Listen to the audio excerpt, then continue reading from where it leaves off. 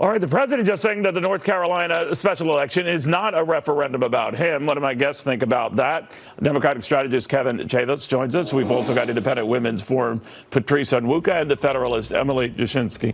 I could see that being the case, let's say in an off-year election, Emily. But even then, it is sort of a sentiment how party voters, non-party voters feel about the president. Is this more or less the case this go round?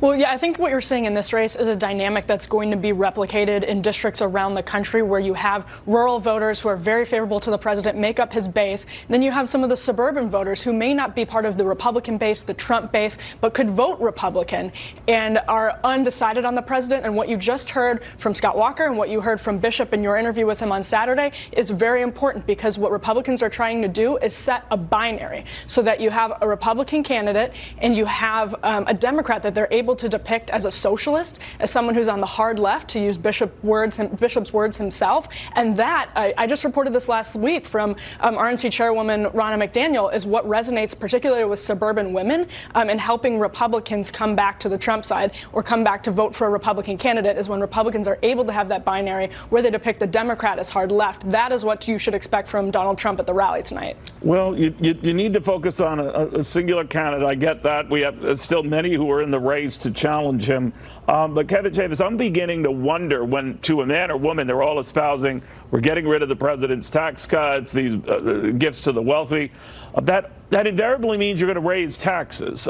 So how is that going to fly in a general election?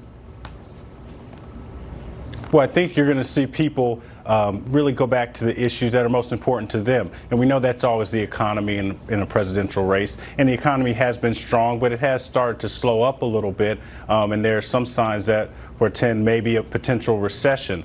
We don't want that to happen, even as a Democrat. That we definitely don't want that, but that could be a problem for Donald Trump. And I think in this North Carolina race we were talking about, a lot will go back to the way they feel about immigration and health care. And I think that McCready's been strong on health care with his position. And although he didn't cooperate with ICE when he was sheriff, that's something that may, the fact that he is at least moderate in that area may help him in the suburbs, because the 9th District is obviously very diverse. And I think among suburban voters, they may be open to that. He's a moderate Democrat. He's not far left like some of the members of the squad. He's actually more in the middle. So this is an important test for Donald Trump, because if he can't, or the GOP, if they can't win this seat where Donald Trump had great success, a seat they've held since 1963, that would be a problem for them moving forward. You raise a very good point, and he is a different type of a candidate, in fact, echoing support of some of the president's positions, I believe, and even the trade battle with China. But Patrice, given the fact that the Democratic challenger now is up by 4 points in the latest poll, obviously within the margin of error, I understand, so anything can happen, but this is a district that the president swamped, and you get other anecdotal reports of some big goings on in Texas that might show that Republican lock might be more in play than we appreciate. What's your read of things? Yeah, I think Republicans are probably surprised that it's such a close race right now. And what's interesting also, Neil, is that you have two additional candidates, a Green Party candidate and a Libertarian candidate. Wouldn't it be interesting if either of those candidates siphons off enough support from either side?